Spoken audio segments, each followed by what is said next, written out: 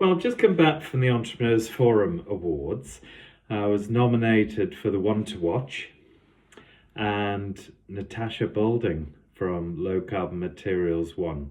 I kind of knew she would. I mean, it's a brilliant business. They've just raised £3 million in inward investment, so I'm particularly impressed. I kind of knew from day one, but as the card here says, there was 80 applicants. It was narrowed down to 5, and brilliant to be in the final 5.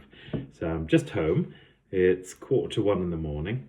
I have 2 glow sticks and a bottle of champagne and a lovely card from the good folk at the Entrepreneurs Forum.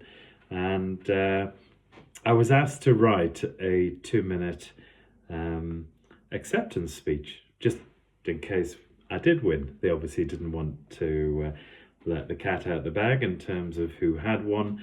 So rightly, they asked us all to write a 2-minute speech.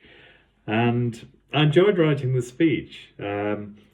It's no coincidence. I'm chairman of the Newcastle Speakers Club, and 2-minute speeches is my stock in trade. If you come to any of my meetings, we'll ask you to speak on a topic for exactly 2 minutes. So I was slightly worried that my cue cards were going to take me over the 2 minutes. But here we go. I thought we'd give the speech anyway. So this is what I would have said.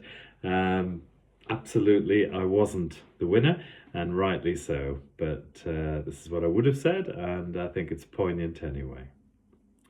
Entrepreneurs and frazzled supporters. It's not always easy being a +1 to an entrepreneur or being around an entrepreneur. So instead of ladies and gentlemen, I would like to start with entrepreneurs and your frazzled supporters. Somebody once introduced me, and you know who you are, as an ex-entrepreneur. Well, let me tell you, there are only 2 sorts of entrepreneurs. There are living entrepreneurs and dead entrepreneurs, but there certainly isn't an ex-entrepreneur, as I'm sure everybody in this room knows only too well. I also have a lot of thanks to give. Whether I won this award or not, there is a lot of thanks to give. For the people who do the doing. At Chestnut Biopolymers, we've got Neil, we've got Alden, we've got Mike, and we've got Lisa, and all of the initial shareholders who I am very, very grateful. Indeed, they are puntlicious. Very early stage investors absolutely need to be celebrated.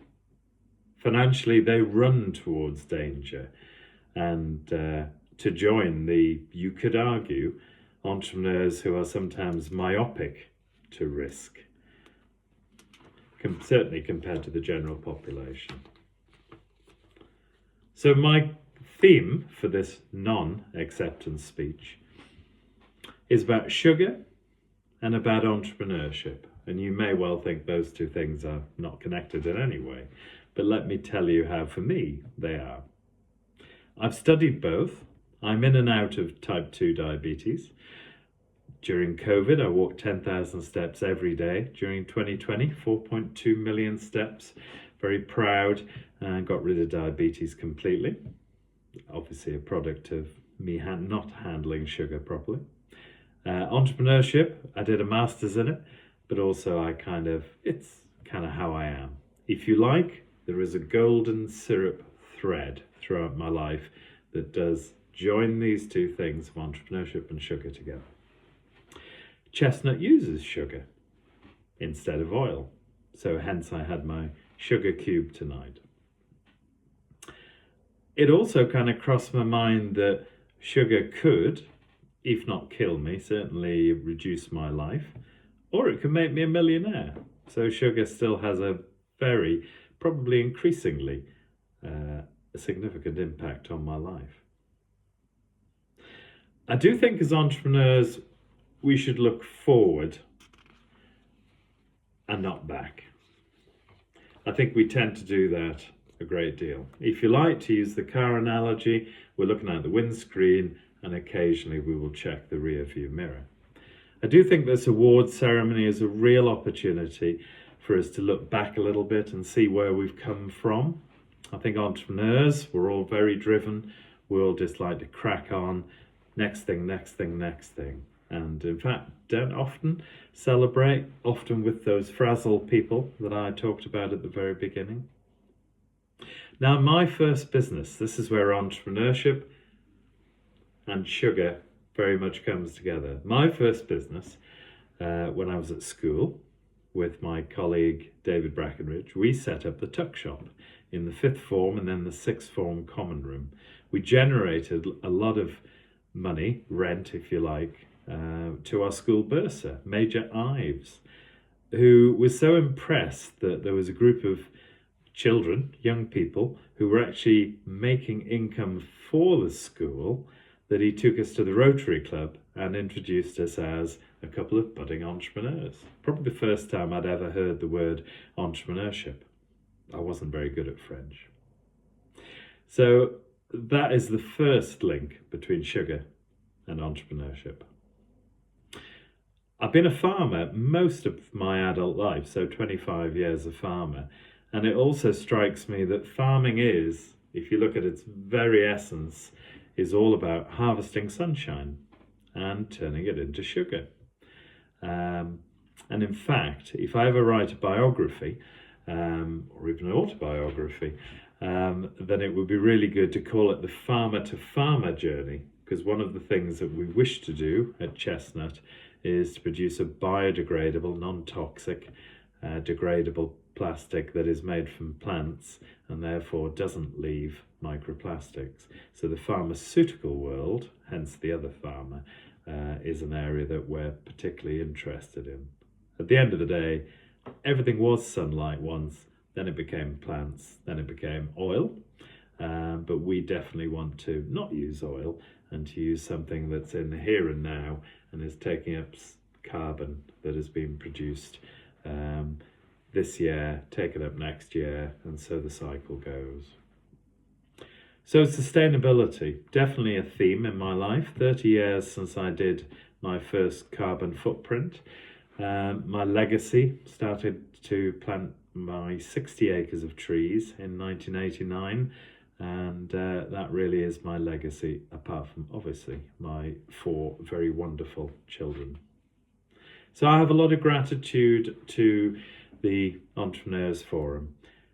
20 years ago, I sat on the board of One North East, and as we heard tonight, the Entrepreneurs Forum is 22 years old, and fantastic to be reminded that Caroline Theobald was indeed the first CEO or manager of the Entrepreneurs Forum when it was set up. I sat on the board of One North East and scrutinised the call for investment to help grow the Entrepreneurs Forum. So rather bizarre to go from policy wonk, putting forward and agreeing to set up the Entrepreneurs Forum, and all these years later to be nominated for an award.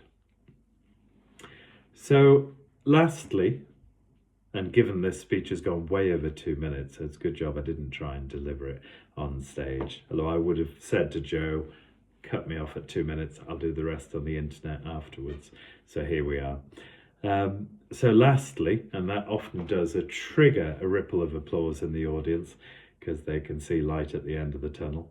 Thank you for nominating and allowing me to be one to watch and to be nominated for that award.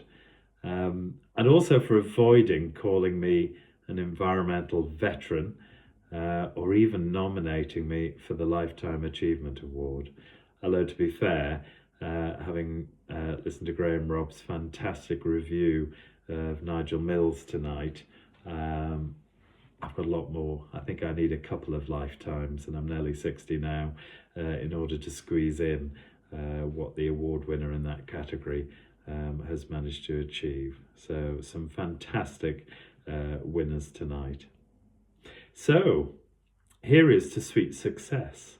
You entrepreneurs, you trailblazers, you pioneers, and you innovators. As I run up to nearly 10 minutes, it's been an absolute joy and I hope I can put this video on the internet, and it's kind of food for thought, very literally.